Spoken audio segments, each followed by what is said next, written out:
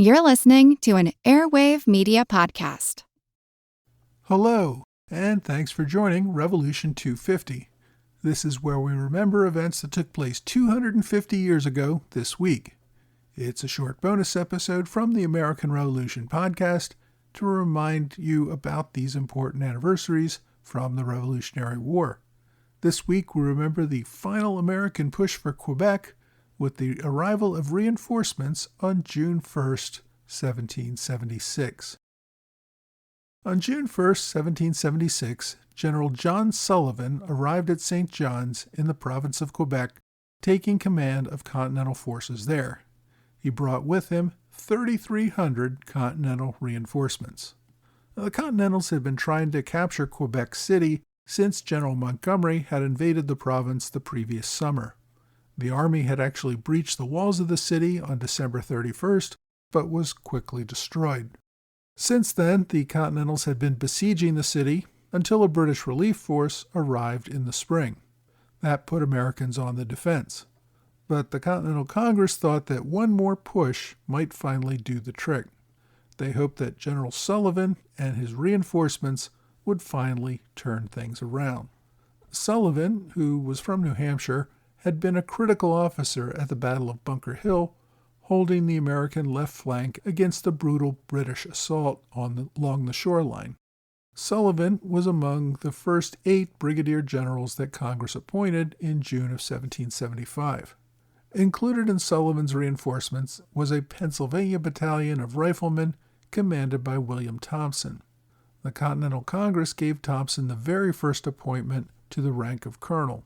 He had led a battalion of Pennsylvania riflemen to the siege of Boston in June of 1775, arriving around the same time that General Washington took command of the new Continental Army.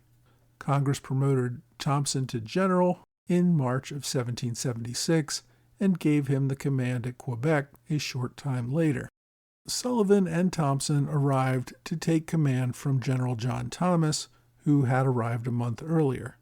Thomas quickly fell ill from smallpox, which had already decimated his army. By the time Thompson and Sullivan arrived, Thomas had gone blind and was bedridden. He would die the day after the 2 other officers arrived. Sullivan's initial plan was to move his army forward and renew the siege of Quebec City. He quickly realized the folly of this strategy. The enemy, as it turned out, was more than double the size of the number of soldiers that he commanded. This was thanks to the arrival of British reinforcements under General John Burgoyne. Also, Sullivan had to deal with the fact that his officers spent more time fighting with each other than with the enemy, and that his soldiers were still dying in waves from smallpox. Almost as soon as the new reinforcements arrived, they also began falling ill with smallpox. British forces were aggressively retaking the Quebec Province by this time. Secretary of State George Germain had wanted General Burgoyne to lead the forces, but his letter designating Burgoyne as the commander never reached Canada, so the senior officer, General Guy Carleton, remained in overall command. Lieutenant Colonel Simon Fraser led the British offensive from Quebec, pushing down toward the border with New York. Carleton, however, had the army moving slowly and methodically, still awaiting the arrival of more British reinforcements that he knew were on the way, and also making sure that the British did not move so fast that they found themselves caught in an ambush.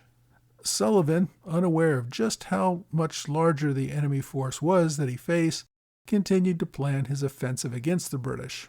The Americans under Benedict Arnold still held Montreal at this time, and General Sullivan ordered General Thompson with a force of 2,000 Continentals to move forward and take back Trois-Rivières, also called Three Rivers, from the enemy as the first step toward taking Quebec City.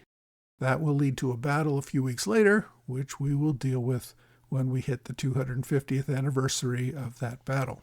I hope you've enjoyed this Revolution 250 moment. For more details on this topic, please check out episode 95 at blog.amrevpodcast.com. You can also subscribe for free to the whole podcast on whatever podcast platform you like.